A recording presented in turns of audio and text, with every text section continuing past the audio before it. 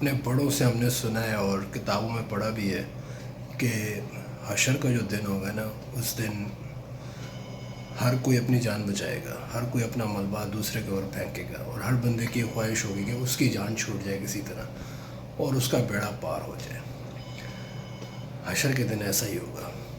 تو ابھی میں آج کل دیکھ رہا ہوں یار، یہ پی ٹی آئی والے جو کر رہے ہیں، ساری پارٹی تتر بتر ہو گئی ہے۔ ہر بندہ کوئی نہ کوئی پارٹی پکڑ ہے، کسی لیڈر کے گوڈے پکڑ ہے کہ یار مجھے رکھ لو، مجھے اپنے ساتھ کر لو، کسی طرح میرے سر پر سے یہ لیبل اتر جائے پی ٹی آئی کا۔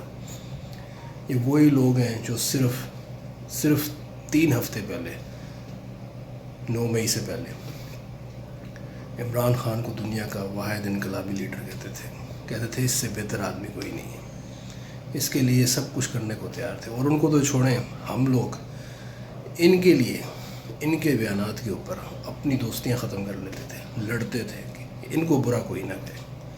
آج وہ سب کچھ چھوڑ کے خود کسی کے گوڈے پیر پکڑ رہے ہیں کہ یار ہماری جان چھڑاؤ کسی طرح۔ ویڈیو بنانے کا مقصد کرٹیسائز کرنا نہیں ہے، ویڈیو بنانے کا مقصد یہ ہے کہ ان میں سے کوئی نظریاتی نہیں ہے، کسی کے کوئی پرنسپلز نہیں ہے۔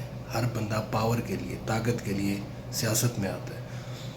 عمران جو 9 مئی کو جو کچھ ہوا ہے، اس میں عمران خان کا شاید کچھ لینا دینا نہیں ہے، لیکن یہ بس اس کے اوپر ڈال دیا گیا اور اب وہ بھگتے گا، کیونکہ اس کے ورکرز نے جو کیا وہ غلط کیا ہے، لیکن اب اس کی سزا اس کو ملے گی، نظر آ رہا ہے۔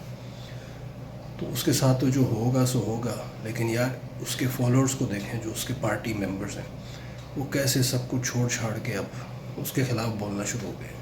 فواد چودھری، فیصل چوہان، جہانگیر ترین، یا یو نیم اٹ۔ تو افسوس ہوتا ہے کہ یار یہ ان کی وفاداریاں ہیں، اور جن کی وفاداریاں اپنے لیڈر کے ساتھ نہیں ہیں، جس کو یہ اپنا سب کچھ مانتے تھے 3 ہفتے پہلے، ان کی وفاداریاں اس ملک کے ساتھ کیا ہوں گی، میرے اور آپ کے ساتھ کیا ہوں گی۔ تو لہٰذا ان کے لیے لڑائی جھگڑا مت کریں آپس میں، سیاست کو سیاست رکھیں، میرٹ کے اوپر لوگوں کو چوز کریں، ان کی کارکردگی کے اوپر ان کو میجر کریں، اور جذبات کی بنیاد پہ اور ایموشنل تعلق بنا کے کسی سیاستدان کے ساتھ اپنے تعلق خراب نہ کریں دنیا کے، اور کام پہ دھیان دیں۔ بڑے آئے سیاسی کارکن۔